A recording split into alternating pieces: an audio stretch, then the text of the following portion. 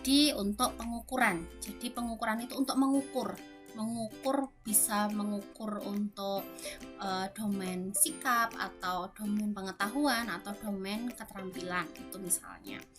Kemudian dalam mengukur itu kan pasti nanti didapatkan angka ya tadi atau skor gitu, atau menskor nanti misalnya. Nah yang kedua adalah penilaian. Jadi setelah dilakukan pengukuran nanti akan dilakukan yang namanya penilaian. Jadi Taylor berpendapat bahwa evaluasi merupakan suatu proses pengumpulan data untuk menentukan sejauh mana, dalam hal apa, dan bagian mana tujuan pendidikan sudah tercapai. Jika belum, bagaimana dan apa sebabnya misalnya gitu. Ini beberapa definisi juga menurut Popam. Kemudian ini menurut Permendikbud nomor 104 tahun 2014 tentang penilaian hasil belajar oleh pendidik, itu mendefinisikan penilaian hasil belajar yang dilakukan oleh pendidik adalah proses pengumpulan informasi atau bukti tentang capaian pembelajaran peserta didik dalam kompetensi sikap, di mana sikapnya ini adalah sikap spiritual, sikap sosial, kompetensi pengetahuan, dan kompetensi keterampilan yang dilakukan secara terencana dan sistematis selama dan setelah proses pembelajaran. Jadi kalau menurut di Permendikbud nomor 104 tahun 2014 ini, maka nanti penilaian ada penilaian sikap, baik sikap spiritual maupun sikap sosial, pengetahuan dan keterampilan. Kemudian ini menurut Popam ada 4 tujuan penilaian. Jadi bisa untuk mendiagnosis kekuatan dan kelemahan peserta didik, memonitor kemajuan peserta didik, memberikan nilai atau grade pada peserta didik, dan menentukan efektivitas pembelajarannya. Sedangkan Johnson & Johnson merumuskan 3 tujuan penilaian. Tadi mungkin hampir sama ya, mendiagnosis pengetahuan dan keterampilan, memonitor kemajuan peserta didik, kemudian menyediakan data untuk memberikan nilai. Mengapa menilai? Nah, makna bagi siswa di sini siswa itu jadi tahu sejauh mana telah berhasil mengikuti pelajaran. Nanti mungkin hasil yang dipakai memuaskan atau tidak memuaskan. Kemudian makna bagi guru yaitu dapat mengetahui siswa yang sudah menguasai bahan atau yang belum itu yang mana. Guru dapat mengetahui materi yang dijelaskan itu yang diajarkan tadi sudah tepat atau belum. Guru dapat mengetahui apakah metode yang digunakan itu sudah tepat atau belum. Sedangkan makna bagi sekolah adalah di sini akan diketahui kondisi belajar yang diciptakan, informasi dari guru tentang kurikulum yang diterapkan itu dapat dipakai untuk pertimbangan bagi perencanaan sekolah. Kemudian informasi hasil penilaian dapat digunakan sebagai pedoman apakah sekolah sudah memenuhi standar atau belum. Kemudian fungsi penilaian berfungsi selektif, jadi menyeleksi begitu ya, untuk memilih misalnya untuk memilih siswa yang dapat diterima di sekolah. Jadi selektif itu seperti menyeleksi begitu. Yang kedua bersifat fungsinya sebagai diagnostik, mendiagnosa, jadi menganalisis tadi kekuatan kelemahannya. Kemudian yang ketiga adalah berfungsi sebagai penempatan. Jadi untuk menempatkan di sini mungkin siswa ini cocoknya karakteristiknya di sini, berarti cocoknya masuk ke dalam kelas ini misalnya seperti itu. Jadi untuk penempatan. Kemudian penilaian berfungsi sebagai pengukur keberhasilan, artinya penilaian dimaksudkan untuk mengetahui sejauh mana suatu program berhasil diterapkan atau tidak. Johnson & Johnson juga menggolongkan penilaian ke dalam 3 jenis. Tadi ada penilaian diagnostik, formatif, dan sumatif, di mana penilaian diagnostik itu untuk mengetahui kekuatan dan kelemahan peserta didik. Kemudian formatif secara kontinu sepanjang satuan pembelajaran dengan tujuan utama memperoleh balikan. Sedangkan sumatif mempunyai tujuan utama untuk menentukan kedudukan peserta didik terkait dengan tujuan pembelajaran yang telah dirancang. Nah, pendidik seharusnya melakukan penilaian pada aspek kognitif, afektif, dan psikomotorik atau aspek sikap, pengetahuan, dan keterampilan. Ini menurut Popam, target penilaian aspek kognitif menitik beratkan pada operasi intelektual peserta didik, kemudian kalau afektif itu ke value, nilai, dan sikap atau attitude yang dipunyai peserta didik, sedangkan aspek psikomotorik menitik beratkan pada keterampilan gerak otot. Ini kalau menurut Popam tadi ya.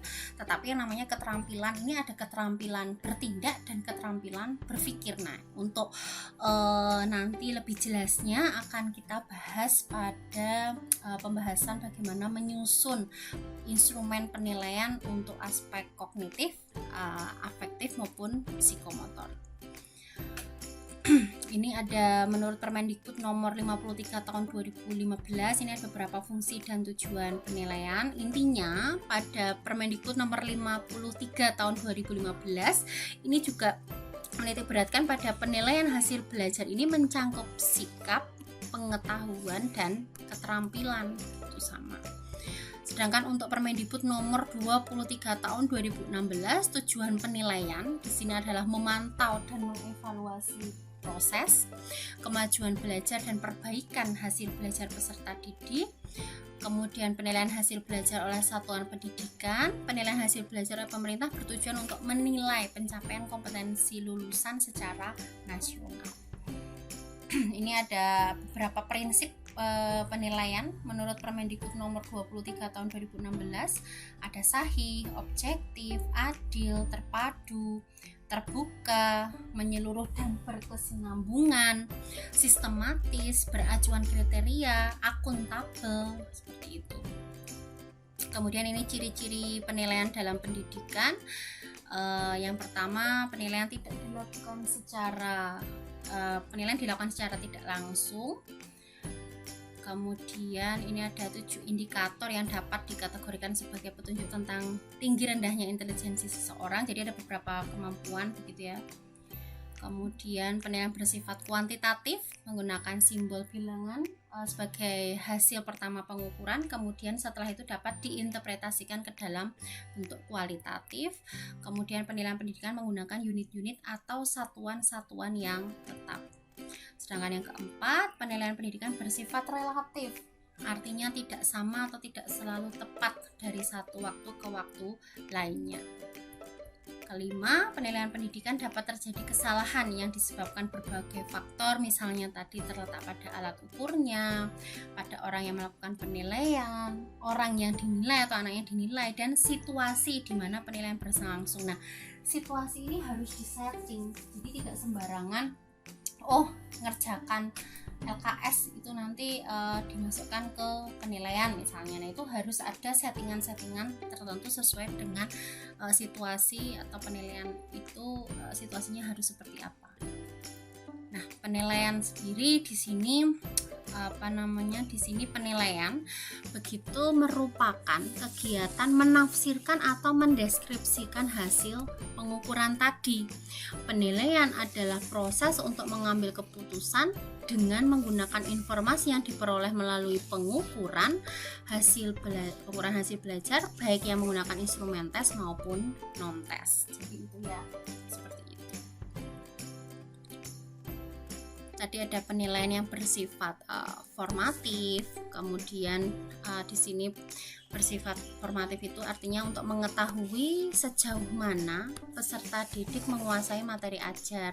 Kemudian yang bersifat sumatif untuk mengetahui sejauh mana peserta didik telah menguasai materi ajar dalam periode tertentu sehingga peserta didik dapat melanjutkan atau pindah ke unit pembelajaran berikutnya. Jadi kalau formatif itu bisa misalnya seperti kuis harian, bisa seperti tes formatif.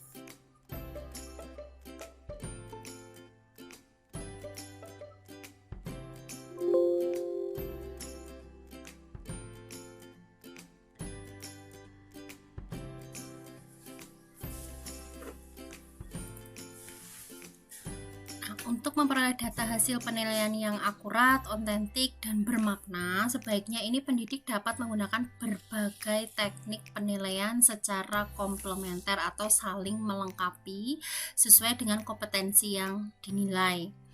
Jadi dengan mengkombinasikan berbagai teknik penilaian, maka akan memberikan informasi yang lengkap tentang hasil belajar yang sesungguhnya. Nah, di sini ada beberapa teknik penilaian baik untuk sikap, pengetahuan maupun keterampilan. Jadi di sini ada tes kinerja, sering disebut juga tes uji kerja, atau observasi, atau tes tertulis, tes lisan, penugasan, portofolio, wawancara, tes inventory, jurnal penilaian diri, atau penilaian antar teman. Jadi jurnal, kemudian penilaian diri dan penilaian antar teman. Beberapa bentuk penilaian ini memang dapat dipakai nanti untuk penilaian baik untuk menilai sikap, pengetahuan ataupun keterampilan. Nah, nanti untuk masing-masing instrumen penilaiannya akan kita bahas lagi nanti lebih lanjut saat penilaian pengetahuan, sikap ataupun keterampilan. Nah, nanti untuk pengelolaan nilai, jadi di sini penilaian hasil belajar adalah cara-cara menginterpretasikan hasil pengukuran yang berupa skor itu menjadi nilai dengan cara tertentu. Misal dengan penilaian acuan norma atau PAN, ataupun dengan penilaian acuan patokan, atau terkadang ada yang menyebutkan juga penilaian acuan kriteria. Nah, jika pengukuran hasil belajar menghasilkan skor yang berupa angka dan bersifat kuantitatif, maka penilaian hasil belajar dapat menghasilkan angka, huruf, atau sebutan dan bersifat kualitatif. Yang pertama adalah mengenai penilaian acuan norma. Jadi penilaian acuan norma ini sebenarnya nanti dapat digambarkan menurut distribusi normal. Tes acuan norma tadi dimaksudkan untuk mengetahui status peserta tes dalam hubungannya dengan performa kelompok peserta yang lain. Nah, penilaian acuan norma, jadi di sini standar kinerja yang digunakan itu bersifat relatif, artinya tingkat kinerja seseorang itu ditetapkan berdasarkan pada posisi relatif dalam kelompoknya. Jadi tinggi rendahnya kinerja seseorang itu sangat bergantung pada kondisi kinerja kelompoknya. Dan standar yang digunakan adalah norma kelompok. Nah, untuk penilaian acuan norma ini, keuntungannya penempatan skor atau kinerja seseorang dilakukan tanpa memandang kesulitan suatu tes secara teliti. Kekurangan penggunaan standar relatif dianggap tidak adil karena bagi mereka yang berada di kelas yang memiliki skor tinggi harus berusaha mendapatkan skor yang lebih tinggi untuk mendapatkan kriteria yang baik tadi. Sedangkan standar relatif membuat terjadinya persaingan yang kurang sehat. Artinya di sini misalkan jadi nih di kelas itu ada di suatu sekolah ada dua kelas A dan kelas B. Kalau misalkan kelas A itu nilai tertingginya adalah 100, maka mungkin nilai 70 itu sudah termasuk yang diberi kriteria B misalkan. Tetapi kelas B itu nilai tertingginya adalah 70. Berarti kalau di kelas A dia dapat kriteria baik B tadi, tapi kalau di kelas B nilai 70 karena skor 70 itu nilainya tertinggi, berarti dia bisa saja diberikan kriteria yang sangat baik atau dapat nilai A. Jadi itulah kekurangannya. Artinya kelas 1 dengan kelas yang satunya itu standarnya bisa berbeda, bisa seperti itu. Itu kalau penilaian acuan norma. Nah, yang berikutnya adalah penilaian acuan patokan atau kriteria. Jadi penilaian acuan patokan disebut juga penilaian acuan kriteria. Jadi di sini mengerjakan tes pengukuran tanpa membandingkan dengan hasil penampilan siswa lain. Jadi tidak dibandingkan dengan nilai tertinggi di kelas tersebut. Tetapi penafsiran skor hasil tes itu dibandingkan dengan kriteria yang telah ditetapkan lebih dulu. Jadi kalau untuk penilaian acuan kriteria, di sini penentuan tingkatan atau grade didasarkan pada skor yang telah ditetapkan sebelumnya dalam bentuk persentase. Jadi untuk mendapatkan nilai A atau B, seseorang itu harus mendapatkan skor tertentu sesuai dengan batas yang telah ditetapkan. Jadi misalkan di sini salah satu kelemahannya, skor siswa itu bergantung pada tingkat kesulitan tes yang mereka terima. Nah, kelemahan ini dapat diatasi dengan memperhatikan secara ketat tujuan yang akan diukur tingkat pencapaiannya. Dalam menginterpretasi skor mentah menjadi nilai, terlebih dahulu ditentukan kriteria kelulusan dengan batas-batas nilai kelulusan. Umumnya, kriteria nilai yang digunakan dalam bentuk rentang skor. Jadi, kalau tadi penilaian acuan norma itu dibandingkan dengan kelompok itu sendiri, tapi kalau yang penilaian acuan patokan atau KRIA itu sudah ada kriterianya terlebih dahulu. Jadi misalkan kalau di kampus nih ya, misalkan untuk dapat skor A, jadi terkadang ada kayak tabel begitu.